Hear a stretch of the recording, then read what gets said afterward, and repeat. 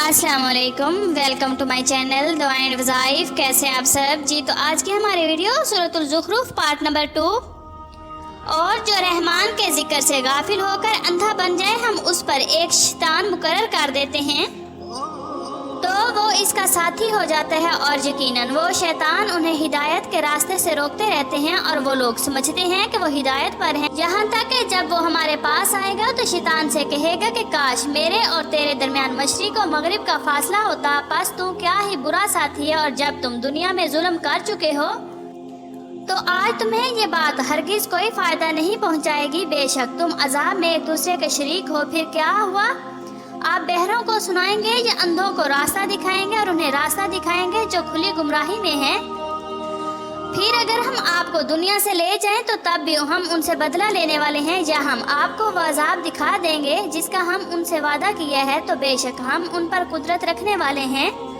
तो आप इस कुरान मजीद को मजबूती से थामे रखें जो आप सल्लल्लाहु अलैहि वसल्लम की तरफ से वही फरमाया गया है। बेशक आप सल्लल्लाहु अलैहि वसल्लम सीधे रास्ते पर हैं, और यकीनन ये कुरान आप सल्लल्लाहु अलैहि वसल्लम के लिए और आपकी कौम के लिए ज़रूर नसीहत है। और अनकरीब तुमसे पूछा जाएगा, और आप हमारे रसूलों से पूछने जिन्हें हमने आपसे पहले भेजा था, क्या हमने रहमान के सिवा और कोई माबूद बनाए थे कि उनकी इबादत की जाए। और यकीनन हमने मूसा अलैहिस्सलाम को अपनी निशानियों के साथ भेजा फिरौन और इसकी कौम के सरदारों की तरफ। तो मूसा अलैहिस्सलाम ने फरमाया, बेशक मैं तमाम जहानों के रब का भेजा हुआ हूँ। फिर जब वो हमारी निशानियों के साथ उनके पास आए तो वो लोग उन निशानियों पर हंसने लगे, और हम जो निशानी उन्हें दिखाते थे वो पहले से बड़ी होती थी, और हमने उन्हें अजाब में पकड़ लिया ताकि वो बाज आ जाएं।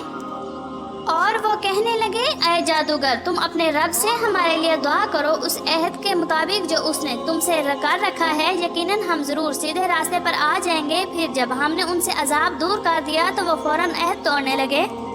और फिरौन ने अपनी कौम में पुकार कर कहा, ऐ मेरी कौम, क्या मिस्र की हुकूमत मेरे कब्जे में नहीं है, और ये नहरें जो मेरे महल के नीचे बह रही, क्या तुम देखते नहीं? क्या ये हकीकत नहीं कि मैं इस शख्स से बेहतर हूँ जो बड़ा हकीर है और बात भी साफ नहीं कर सकता। तो इस पर सोने के कंगन क्यों नहीं उतारे जाते, या इसके फरिश्ते के साथ फरिश्ते जमा होकर कहीं।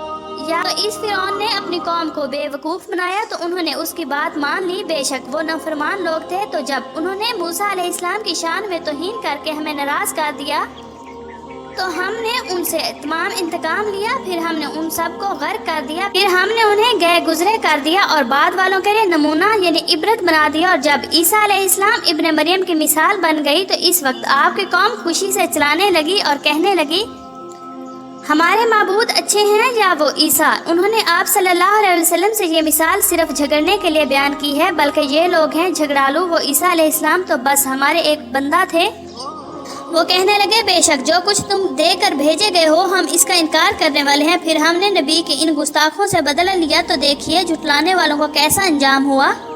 और जब इब्राहीम अलैहिस्सलाम ने अपने बाप और अपने कौम से फरमाया, बेशक तुम जिनकी इबादत करते हो मैं उनसे बेजार हूँ सिवाय इस ज़ात के जिसने मुझे पैदा फरमाया, तो अनकरीब वही मेरी मज़ीद रहनुमाई फरमाएगा। और इब्राहीम अलैहिस्सलाम ने इस कलमा तौहीद को अपने औलाद में बाकी रहने वाला कलमा बना दिया ताकि वो अल्लाह की तरफ रजू करें। इनके शिर्क पर उन्हें मिटाया नहीं, बल्कि मैंने उन्हें और उनके बाप दादों को फ़ायदा पहुँचाया, यहाँ तक उनके पास आ गया हक कुरान और वाज़ेह बयान फरमाने वाला रसूल।